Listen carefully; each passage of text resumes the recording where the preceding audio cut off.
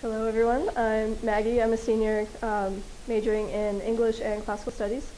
I interned at World Trade Press, which is in Petaluma, California, about 30 miles north of San Francisco. And I did find this internship on my own through Craigslist actually, so think of that what you will. So World Trade Press is a web-based publishing company that focuses on providing a lot of travel-oriented information for internationally focused businesses and schools, any kind of international focus group or person. They also have several print products as well, such as dictionaries of international trade, which is actually their main product that they make the most money on. They sell it to companies, and then the company distributes it to their employees to use in international interactions, things like that. And they do cater to a wide variety of people, such as the businesses that I talked about, and schools and libraries, as well as independent travelers. And while working on a symposium project, I actually stumbled across we have our own subscription to one of their databases, A to Z, the World, I think is what it's called, just a database about world cultures and things like that Cornell is subscribed to, so that was kind of a cool discovery. So what I was working on while at World Trade Press was a variety of editorial tasks. So I started out with basic kind of duties like line editing, articles for various databases that they had, just to kind of get my feet wet with editing in a professional setting. I also had the opportunity to write a piece of marketing copy for a postcard advertising a new language product that they were trying to sell to schools and libraries and things. I also had the chance to work with Alan in the graphic design department, learning different programs such as Illustrator, Photoshop, and InDesign, which are all three very key programs to know for publishing, and kind of getting that experience in the web side of it was really helpful as well, because I had never had any experience with it, so that was definitely useful. I also helped create a new database of contacts for the company to kind of expand their focus and cater to new clients, hopefully. So, and then the main two things I focused on while I was there was weekly publishing seminars, which focused on a variety of topics. There were about 3 each week, and just a sample of what I did was technology and publishing. So one of the people working in the IT department came and told us about just the kind of behind the scenes things that they do, and especially with a web-based publishing company, IT is going to be really key to making sure things run smoothly.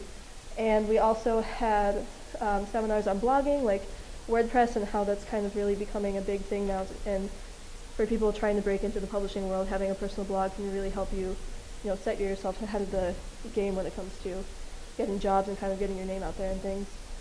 We also had my site mentor, Doreen, sort of got her start in publishing by doing freelance editing. So it was a lot of very hard work with very little pay, but after a while she started getting a lot more of these commissions and would just work on different projects and had a wide variety of opportunities to edit different things, so she was able to then expand her interest for kind of full-time office jobs too through freelance editing. The CEO talked to us a couple times, and we learned about publishing rights and the different costs to print books, things like that. And then the thing we worked on the most was various editing workshops. So we'd be working with various texts, working on grammar and just kind of how to reconstruct things to make them flow more smoothly. And all of the interns had the opportunity to take the editorial tests that they give to all of the potential new hires. So that was a really great experience too, because I got to kind of experience firsthand what I might have to expect at an interview and what kind of things I should brush up on for editorial work and things like that. And then aside from the seminars, I also was working on writing new articles for the A to Z World Business Database. And the articles I was working on was updating an old series on tipping practices around the world. So that was kind of a really unique, odd kind of focus, but it was really interesting. You learn about a lot of different aspects of cultures just by looking at something kind of random like tipping. So how I did this was I worked a lot in the HTML web editor, which was really intimidating at first because I don't know anything about computers, but I learned a lot about HTML code and how to be calm if something freaks out and doesn't like format correctly. And so we'd write, like a couple articles a day, and then they'd go live twice a week. So we'd have to make sure that everything was formatted correctly before we left. We couldn't really leave anything unfinished overnight because we could go live the next day and be like all over the place, so that would not have been good. So I used a variety of sources that they provided, as well as looking at my own kind of government websites, travel, sort of like travel portal kind of things that had a lot of information on the culture and the sort of tipping practices for these different countries. And so we had to sort of follow this format for the articles with some sort of creative license as well for writing concise and accessible articles for somebody on the go, kind of trying to access this information quickly.